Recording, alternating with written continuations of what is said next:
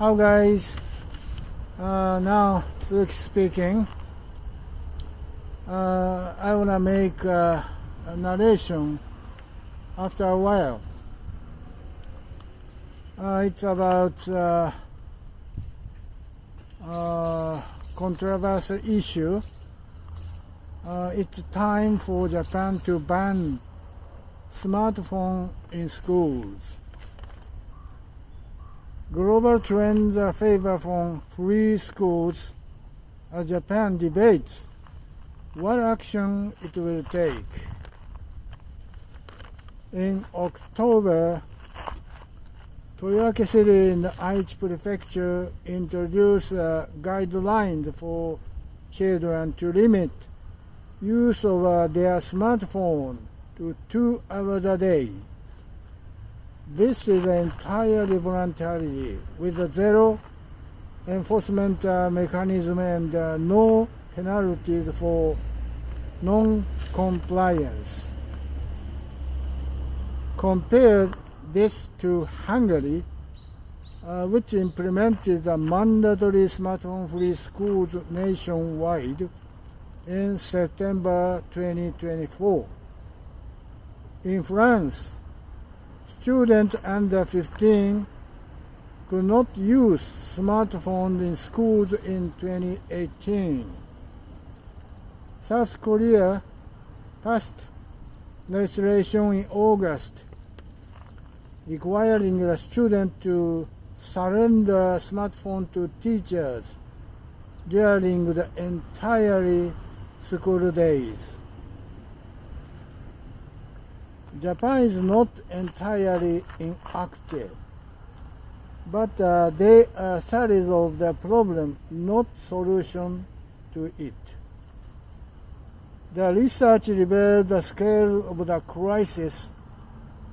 Approximately 25% of the individuals under age 18 suffer from the mental disorder, with what clinicians are calling digital autism, emerging as a particular concern. This condition, linked to excessive screen exposure, impairs cognitive development, increase anxiety and depression, and alter personality traits. Excessive screen time creates addiction comparable to substance abuse, but it's more nefarious in that it impacts people in unseen ways.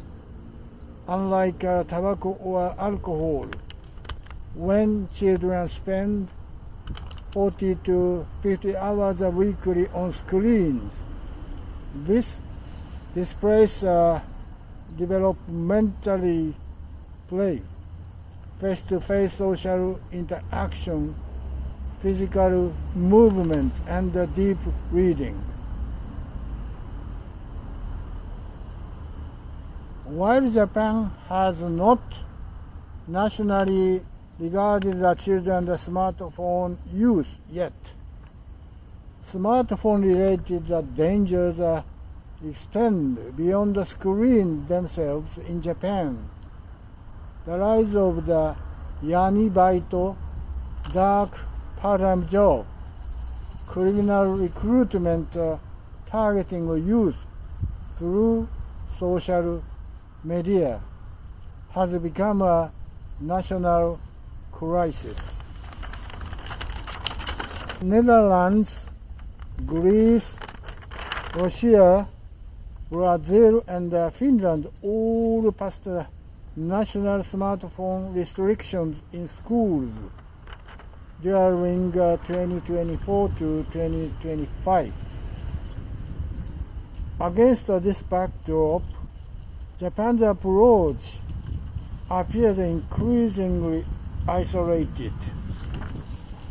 None creates forcible standards, none give parents the collective action support they desperately need.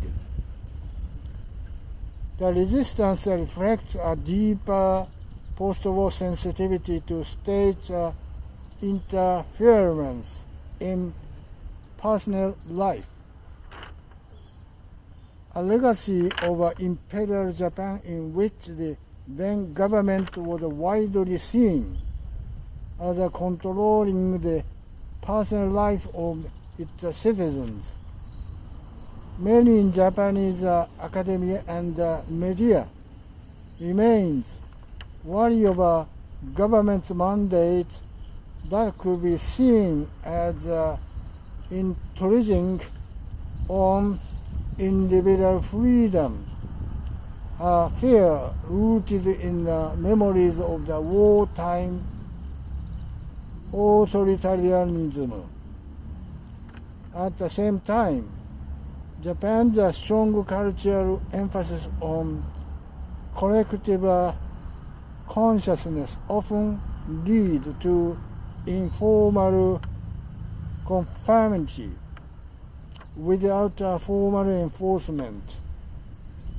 Local audiences like Toyoake reflect this duality. They avoid legal mandates out of fear of the overreach, yet rely on social pressure to encourage compliance. But voluntary guidelines required something Japan increasingly lacks: stronger community structure to support parental enforcement. Extended family are scattered. Neighborhoods lack cohesion, and in many cases both parents work. Parents are wanting to limit their children's smartphone use find themselves fighting alone against peer pressure and a culture where every classmate has a device. When no child can use a smartphone during school hours, no parents need to be the bad guy. The collective action program disappears. When village no longer exists to raise the children, when voluntary guidelines are failed because the community structure have collapsed, the nation must move beyond study to action, not to dictate parenting, but to level the playing field so parents can actually parent. The question is not whether Japan will eventually restrict childhood smartphone use. The question is now. Many working groups, surveys and studies will be conducted, and how many years of the declining reading comprehension, social isolation and mental health crisis will pass before policy makers move from the analysis to action. 79 educational systems around the globe have answered the question. Japanese are still studying it. Enough with the working group and surveys. It's time to do the responsible thing and join the worldwide movement to protect our children and ban smartphone in schools, not just continue the discussion about having a discussion about a ban. Sadly, that's